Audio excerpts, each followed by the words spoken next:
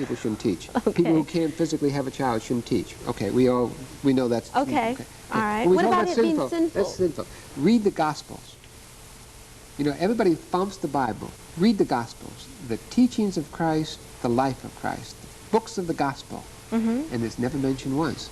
In fact, Christ talks about love.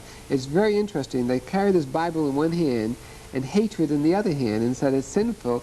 Christ himself said nothing about it. I don't know the Bible all that well, but I'm sure there must be some reference in the Bible to... In the teachings of Paul, whose own life is questionable, there's reference to it.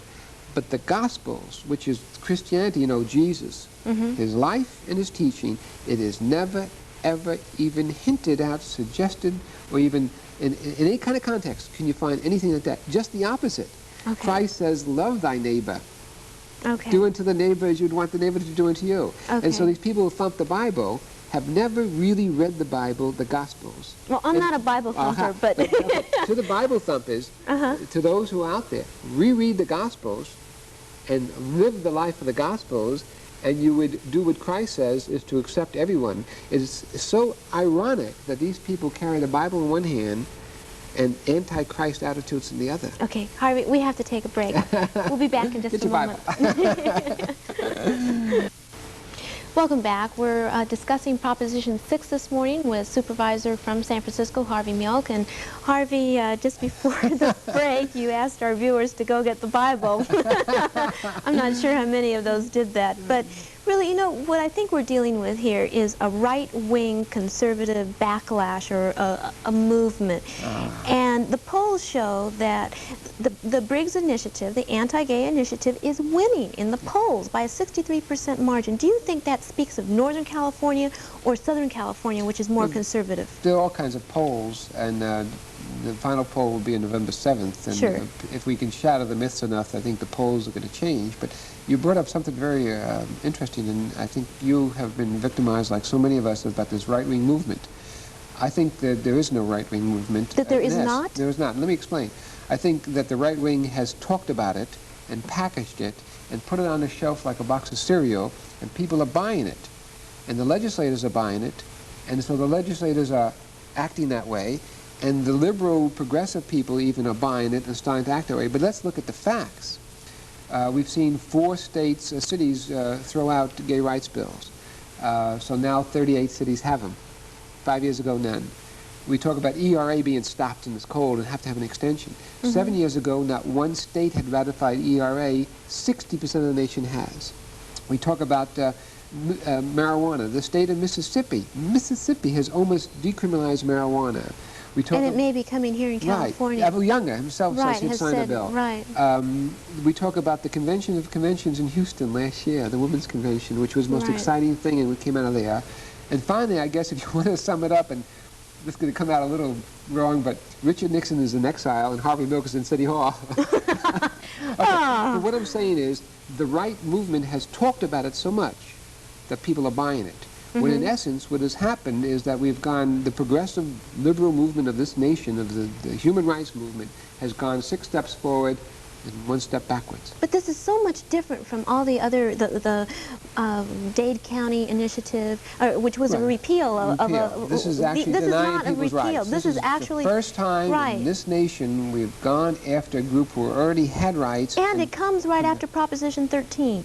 You can't compare the two. Proposition 13 was an economic issue that cuts across all lines. But people are fed up. They want order to their society. No, they don't.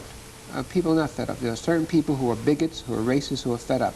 Don't forget, Proposition 13 was the most racist bill we voted on. The people who got affected most are the minorities. We have the Republican Party in this state now saying no income tax. As long as, this was last week in L.A., as long as income tax went for highway expansions, airport, golf courses, and so forth, it was good. Now that income tax is going for senior citizens, abortions, and so forth, all of a sudden income tax is no good. Okay, I guess what I want to get is a feel for what is happening. Why a Briggs Initiative? Why an anti-gay initiative? And also, I mean, it seems very interesting to me that Briggs had another initiative on the ballot too, and that is the death penalty. You have, I think Senator Briggs can care less one way or another about the gay issue.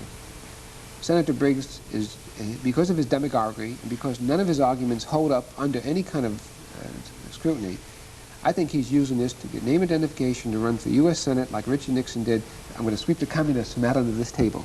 Richard Nixon became famous for sweeping communists that did not exist out under your bed and ran for power. I think John Briggs is using the same type of thing. It's very interesting to see who's on both sides of the issue. Against John Briggs is Duke Mason, the most conservative person running. He's running for Attorney General. You have Mike Kerr, the Lieutenant Governor, Republican candidate. Ronald Reagan has come out against it. Group after group, Wilson Riles, superintendent of school, Right. Bishop Myers. What groups are for it? Well, I understand and I say this, I have to smile, laugh, but I understand that the California Nazi Party came out for it. The ultra-conservative wing of the Republican Party has come out for it. And I think the L.A. Sheriff's group has come out for it. And that's the only groups who's come out for it. And every teachers' union, every union, every minister of a large denomination, except for the Bible thumpers, have name after name, boards of education, newspapers, you know, anybody who understands it has come out against it. Okay, you know, I so guess... he's playing on... I really think his real thing is to build up that mailing list. About You think this is just a political ploy and to further his ambitions? He's admitted on television that he's writing a book and he's going to make money on the book coming out for it. He's admitted that he gets huge amounts of money in from the mailing list. He has something. You know, now that we're talking about politics, I have to ask you this, and this is somewhat personal. Politics? Yes, but you know, I had scheduled another person to be here, and there was a last-minute cancellation, and you were kind enough to be here on a last-minute notice. And I got a comment from someone in the committee saying that you shouldn't have Harvey Milk on. He's just using it to further his political career. He's really not a spokesperson for the Bay Area Committee against the Briggs Initiative. I am not a spokesperson. I was called because you had nobody else. Right. My own political career, if I was going to be using something in my own political career, I'd be out there shaking hands in my district and spending more time putting stop signs up and filling potholes than I would be spending time traveling up and down the state fighting Briggs. Okay, I guess the reason I asked that is because you were leveling, you know, criticism against Briggs as this just being something to further his political career, and someone in your position, you know. I'm running for re-election next time, not for any higher office like Senator Briggs is. But what would you say about that criticism? Well, I mean, what does that say about the coalition's forces? Every group has the same problems that rather than go out and do something positive, there are people within every group who look at those who have accomplished something and sit there and criticize. The governor of New Mexico, Abadak, who's a Spanish-American, said that his biggest opposition comes from the Spanish community because of other Spanish-Americans who are jealous, and rather than doing something positive, it's easy to pick. Well, there's always there's always you get so used to it that you know that's unfortunately that it's so easy to sit back and criticize rather than go out and do something positive. And I just usually pay very little attention to the critics. I would like to see them go out and walk the streets, knock on doors like I've been doing. Okay, so how close are you then to the gay community, do you feel? Well, there's no one person spokesperson with the gay community. Bakabi is one group. In fact, there are 3 campaigns, major campaigns. There's a statewide campaign, which is the No on 6, which is the media campaign. Are they all coordinated? Oh, yes. Bakabi does speak outs and endorsements, and then there's San Franciscans Against Prop 6, which is going to do the door-to-door voter registration and get out the vote. So 3 distinct levels. Right, How close am I to the gay community? Nobody can be close to the entire gay community because we go from the extreme left to the extreme right. And I am a good old-fashioned Harry Truman, Adlai Stevenson Democrat. I sit in the middle. Those on the extreme left think I'm too conservative. Those on the extreme right think I'm too liberal. Can't please all the people all the time. And I have no intention to try to. I just put my views out and just keep going forward.